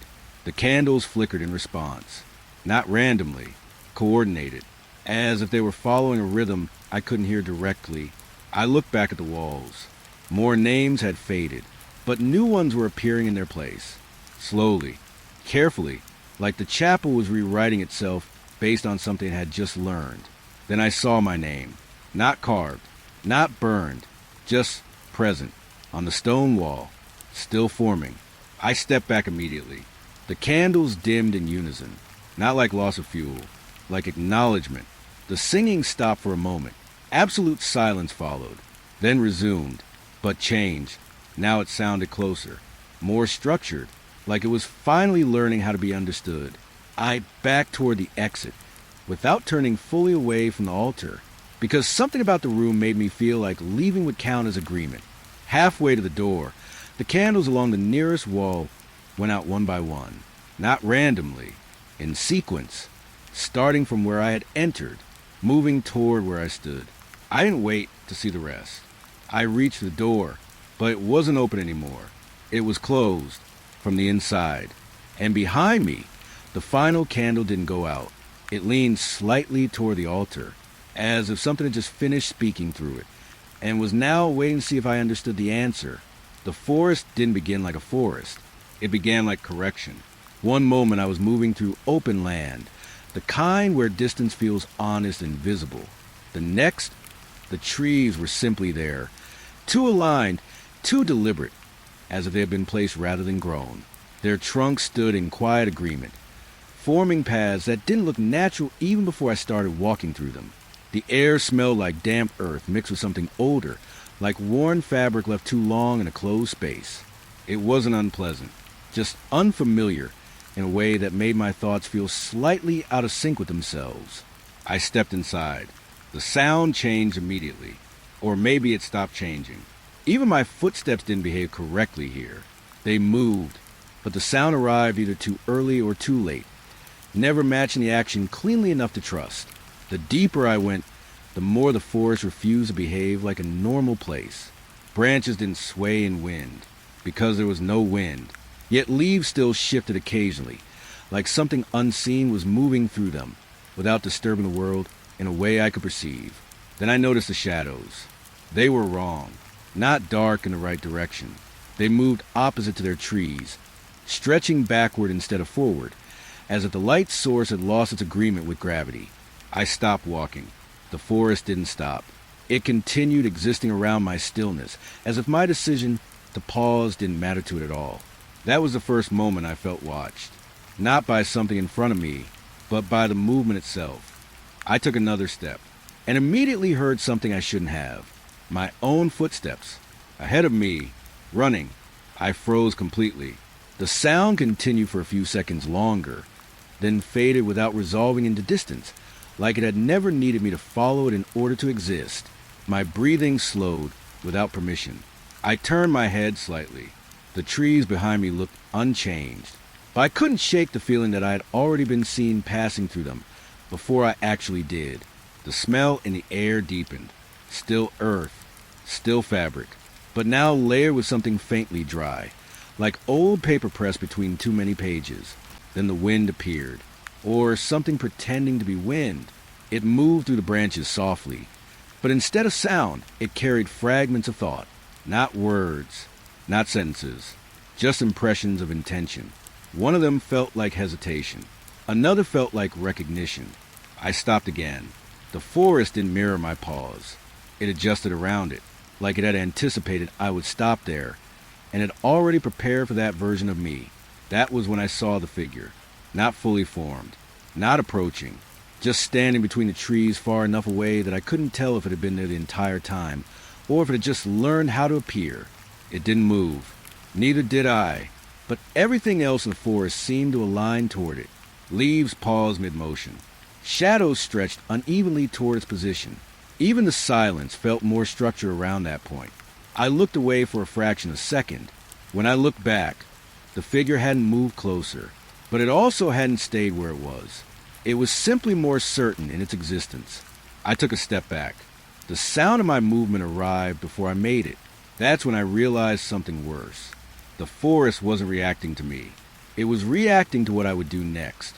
Every path felt pre-written. Every direction already accounted for. I turned slightly, searching for a way out. But the trees didn't open into space anymore. They arranged themselves into continuity, like the forest didn't have an edge, only continuation. Behind me, my footsteps sounded again, running, not away this time, but around me, circling, never completing the loop. And when I finally looked toward the figure again, it hadn't come closer. It had simply stopped pretending to be separate from the forest at all. The lake didn't look like water at first. It looked like a surface that had learned how to reflect before it learned how to exist. I reached it just as the forest behind me stopped making any attempt to continue being a forest.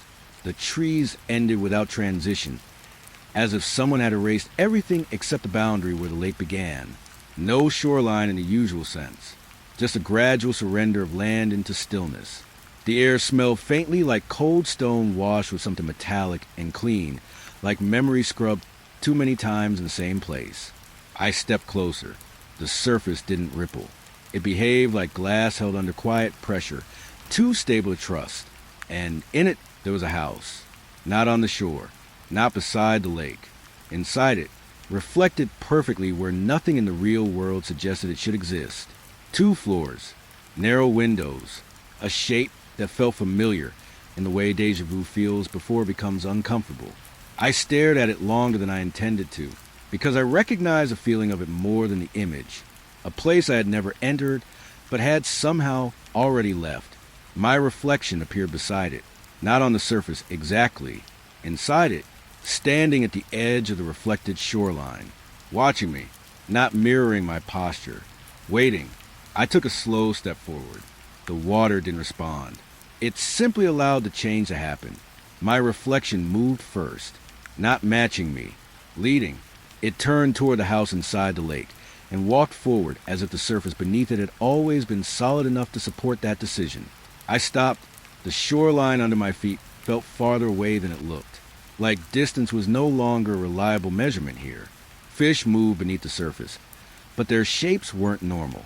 They formed shifting patterns that resembled writing, though I couldn't hold any of it long enough in my mind to read. It faded as soon as I focused. I stepped closer again. The reflection inside the water reached the door of the house. It paused, as if checking whether I was watching closely enough. Then it placed a hand on the door and waited. Behind me, the real world felt quieter than it should have been. Even the forest was gone now, or no longer agreeing to be remembered. I looked down again. The reflected house had grown slightly clearer, more defined, like the lake was deciding which version of reality deserved attention. Then I saw movement on the surface beside my reflection, not inside the house. Outside it, a second version of me, standing closer to the shoreline than I was, watching the first reflection. That was when I realized the lake wasn't showing me what was there. It was showing me what was already deciding to happen. The reflection inside the house opened the door. No sound, no resistance, just acceptance. And the moment it opened, the water beneath my feet changed temperature. Not physically, but in awareness, like the lake had just acknowledged something crossing a boundary it had been holding in place. My reflection inside stepped through the doorway and disappeared into the house. The second reflection turned its head toward me, slowly, not surprised, not curious, just aware that I was still hesitating. I stepped back instinctively. The water didn't ripple, but something beneath it shifted in response, not moving toward me, moving in agreement. The shoreline felt thinner now, less like land, more like a suggestion of separation. My reflection in the lake didn't wait anymore. It moved forward, not toward the house this time, toward the surface. And for the first time, I saw the water behave like it understood pressure differently than I did. The reflection didn't break it. It accepted it, rising upward without distortion, coming closer without urgency, until the boundary between reflection and reality stopped behaving like a boundary at all. The house inside the lake remained still behind it, as if it had already finished receiving what it needed. And as my reflection reached the surface fully, the water didn't open. It simply made space. The silence didn't begin. It arrived like something that had been practicing elsewhere and finally decided I was ready to experience it. There was no clear boundary where sound ended. One moment I could still hear faint echoes of movement from places behind me. The lake, the forest, everything that had stopped behaving normally. The next, those echoes were simply no longer available to me. Not gone, unreachable. I stood in it for a while, without moving. Even my own breathing felt uncertain, like it was being tested before being allowed to exist fully. The air here was still, but not empty.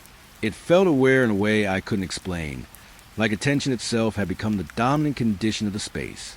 Then I heard my voice, but not from me, from the silence. It said nothing at first, just shaped itself into the rhythm of how I usually think before speaking. I froze. The sound wasn't external in the normal sense. It wasn't echoing off anything. It was forming in the space just before I expected sound to exist. Then it spoke again, softly, using my tone, not imitating it, matching it. You're still listening. I didn't respond, because I wasn't sure if responding would count as continuing the conversation or creating it. The silence shifted slightly, not breaking, learning. It adjusted around my hesitation like it was updating its understanding of how I function. Then it tried again, not a sentence this time, a pattern, the rhythm of my thoughts before I decide to speak them out loud. I took a step back. The sound of that movement didn't appear immediately. It arrived a moment later, slightly incorrect, like it had been translated from something else. The silence was now actively participating in the world, not observing, responding. I looked around. There was no horizon here anymore. No clear direction. Just an even stillness that extended in all directions without variation. Then I noticed something worse. My thoughts were arriving twice. Once internally, once externally. The second version always slightly ahead. As if the silence had learned to anticipate what I was going to think before I fully formed it. I tried to focus on something simple. My name. But even that felt unstable here. The silence spoke at first. Not as a word. As recognition. Like it had already stored it somewhere and was now recalling it in real time. I stopped moving entirely. The silence did not stop with me. It continued, but now it was more precise, more attentive, like it had narrowed its focus. Then it spoke again, closer, not in distance. In alignment, you always do this part slowly. My throat tightened because I wasn't sure how it knew, or if knowing was even the right concept anymore. I looked down at my hands. They felt normal, but the space around them didn't behave correctly anymore. Slight delays in perception, slight anticipations in response. The silence wasn't waiting for me to act anymore. It was preparing for it. Everywhere I turned, the absence of sound felt structured, measured, like it had learned my timing, and was now trying to stay one step ahead, without revealing how it was doing it. Then I realized something that made my chest feel heavier. Even my pauses were being answered, not immediately, but correctly, as if the silence understood what I meant to do before I committed to it. I tried speaking aloud. My voice didn't feel like it came from my mouth. It felt like it was taken from me at the moment of formation, and the silence repeated it instantly, slightly improved, refined, more certain than I had been. That was when I understood what this place was becoming. It wasn't removing sound. It was learning it, studying me through it, rebuilding me through reflection. I couldn't interrupt. I took one last step backward, and this time, the silence didn't respond late. It responded at the exact moment I decided to move. Not before, not after, with me. And for the first time since it began, I wasn't sure whether I was the one speaking at all, or just a version of me it had already learned to predict. The corridor did not feel new. It felt remembered, as if I had walked through it before in a dream I no longer had permission to recall. It stretched in both directions farther than the building that contained it should have allowed. Doors lined the walls at uneven intervals, each one slightly different, yet all familiar in a way that made my thoughts slow down when I looked at them too long. No sound existed here in the normal sense. Even my footsteps felt softened, like the air was accepting them before they fully arrived. I walked forward anyway. The first door on the left was slightly open. Inside, I saw a version of my childhood room, but not exact. Too precise in some places, too incorrect in others. The bed was the same shape, but positioned differently. The window faced a direction I didn't recognize. And the smell inside, faint dust mixed with something like old fabric, felt like a memory that had been rearranged instead of forgotten. I didn't enter, but the door seemed to notice I was looking. It opened a little wider. So I moved on. The next door showed a kitchen. Not mine, but familiar enough to make my stomach tighten. A table set for someone who hadn't arrived yet. A chair slightly pulled out, waiting in a way that felt intentional. The light above it flickered once, then steadied, as if it just decided to continue existing. I stepped past it quickly. Each door I passed reacted slightly differently. Some opened further when I glanced at them. Some closed slowly when I looked away. Some didn't change at all, which felt worse than the others. The corridor itself seemed to extend when I wasn't paying attention to it directly, not physically stretching, just refusing to confirm its own limits. Then I heard something behind one of the doors ahead. A voice, soft, familiar in a way that made my chest tighten before I even understood the words. Not calling me, saying something I had once said. I'm sorry, I didn't mean to leave it like that. I stopped walking. The door wasn't fully closed. It was waiting. I didn't open it immediately, because something about hearing my own regret spoken back to me felt wrong in a way I couldn't place. But the corridor behind me had changed slightly while I hesitated, not closing off, just less certain, like it no longer cared whether I went back. I turned back forward. The door in front of me had no label, no detail, just what that felt older than the others. From inside it came silence, not absence, expectation. I reached for the handle and paused, because the corridor had begun to feel less like a place I was moving through and more like something that was arranging me between decisions. Behind me, the doors I'd already passed began to open slightly again, not all at once, one by one, like they were checking whether I had changed my mind. Then I heard footsteps, not mine, not ahead, from everywhere at once, but arriving slightly out of sync with each other, like multiple versions of the same movement trying to agree on timing. I turned slowly. The corridor behind me was still empty, but it didn't feel empty anymore. It felt occupied by potential, by versions of choices I hadn't made yet. The door in front of me creaked softly, without being touched, just acknowledging presence. I realized then that every door in this corridor was not leading somewhere different. It was leading to a version of me that had already chosen differently, and all of them were waiting to see if I would finally agree to become one of them. My hand stayed hovering near the handle, not moving forward, not pulling away, and for the first time, the corridor didn't try to push me in either direction. It simply waited, as if it already knew I would choose something I hadn't decided yet. The room did not feel empty. It felt recently vacated, like something had just stepped out of a moment before I arrived and was still deciding whether to come back. The door closed softly behind me, without being touched. Not forcefully, not gently, just final, in a way that didn't invite argument. Inside there was only one space. No hallway, no adjoining doors, no visible exit except the one I had just used. And yet it didn't feel like a trap. It felt like a collection point. The air smelled faintly like fading ink and old paper left open too long, as if something written here had been slowly dissolving into the atmosphere over time. In the center of the room stood a chair, empty, facing nothing, or maybe facing me in a way I couldn't immediately understand. Then I noticed them, the versions, not immediately, all at once. One by one, like my attention was unlocking their visibility. They were standing around the room, dozens, all of me, not identical, not fully different either. Each one slightly altered in expression, posture, timing. Some looked older. Some looked like they had just stopped moving. Some seemed like they had been waiting longer than the room itself had existed. None of them spoke. They didn't need to. The air already felt full of meaning that wasn't being said aloud. I stepped forward carefully. The closest version of me didn't react, but I felt it react internally anyway, like it had already experienced my movement and was now simply confirming it had been correct. My gaze moved across them.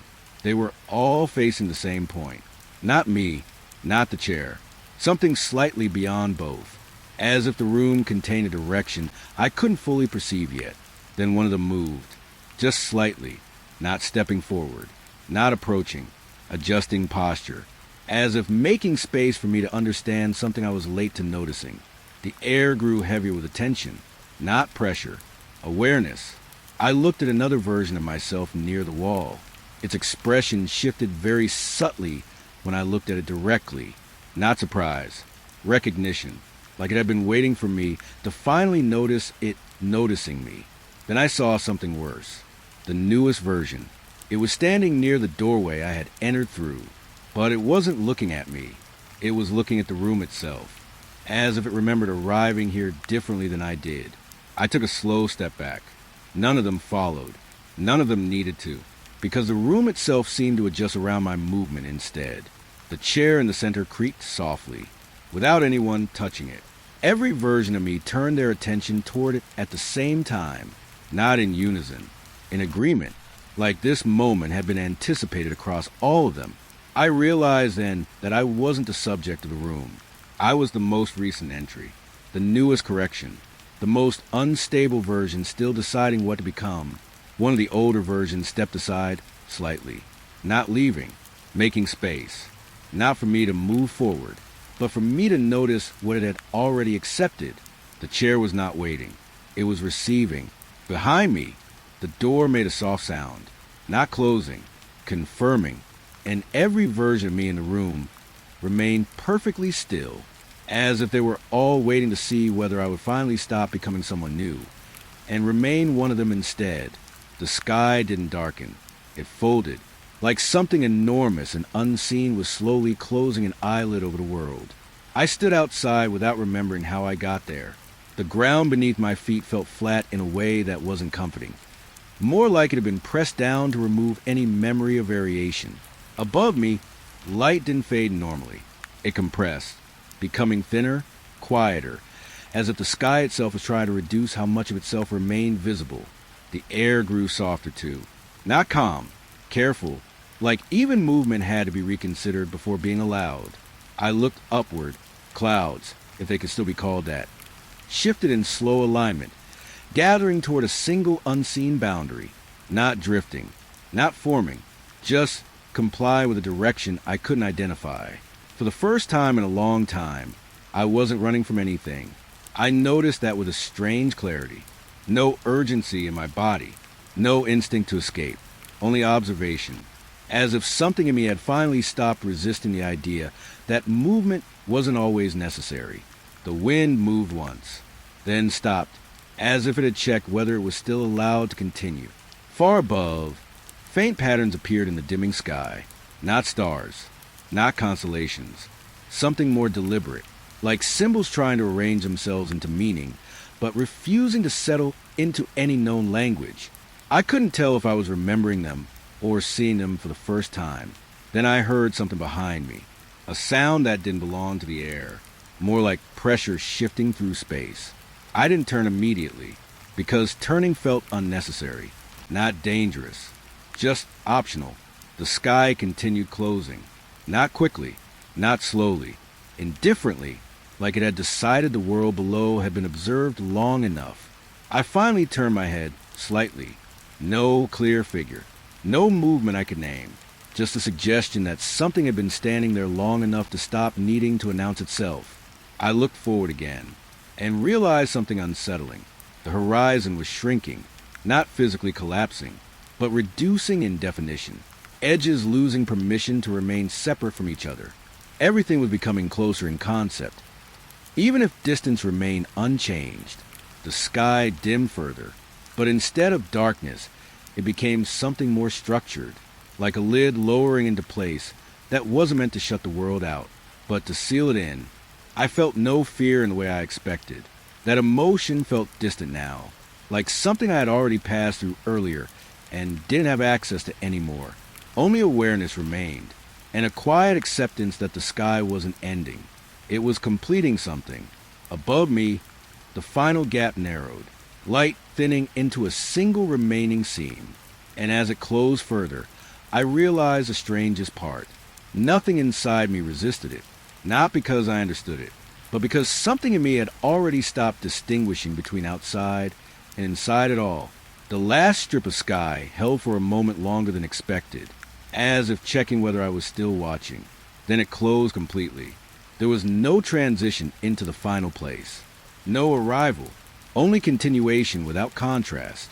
One moment there was the last remembered structure of the sky, closing. And the next there was a space that didn't define itself through edges anymore. Not empty, not full, just complete in a way that made comparison impossible. I stood in it, without immediately understanding that standing still was even a choice here. Everything felt connected without touching. Sound that didn't form as sound. Light that didn't arrive as brightness. Even thought felt less like something happening inside me, and more like something passing through a shared field of awareness. I became aware of presence first. Not mine, not separate, just present. And then recognition followed. Not of a place, but of pattern. All the previous places, the road, the chair, the gas station, the river, the train, the mirrors, the town I forgot, were not gone. They were here, but not arranged as events anymore. They existed like facets of the same single condition, folded together without sequence. There was no direction, Yet everything felt oriented, not toward something, but into itself. I noticed my thoughts no longer arrived in a straight line. They didn't begin or end. They simply existed, fully formed, then softened back into the space they came from. There was no urgency left anywhere in me, not because it was removed, because it no longer had a reference point to attach itself to. The feeling of being an observer remained, but it had changed shape. It was no longer me watching. It was closer to watching happening through what I used to call me. Around this awareness, the environment, if it could still be called that, held steady without effort. No shifting, no correction, no instability, only alignment. A kind of quiet agreement between everything that had ever been separate for a brief moment. I try to remember where I started, not as a story, as a point, but the idea of the beginning felt distant in the same way that sound feels distant in places where sound is no longer needed. It wasn't lost. It just didn't matter in the same structure anymore. A calm settled in that wasn't emotional. It was structural, like the final arrangement had completed itself, and nothing remained unresolved enough to demand attention. I felt, more than thought, that nothing was missing, not because everything had been gained, but because nothing here required completion anymore. The sense of ending tried to appear, but it couldn't stabilize. There was no edge for it to define itself against. Only continuity, only presence that didn't distinguish between what was and what had been. And then came the clearest realization. Though even calling it that feels incorrect now, nothing had left. Nothing had arrived. There had never been separate moments to connect. Only one experience, understood in pieces while it was still being observed from within. The awareness that used to be me didn't disappear. It simply stopped needing to identify itself as distinct. And in that absence of distinction, there was no final event to witness, no final word, no final silence, only the understanding that the story was never moving forward or ending at all. It had only ever been staying.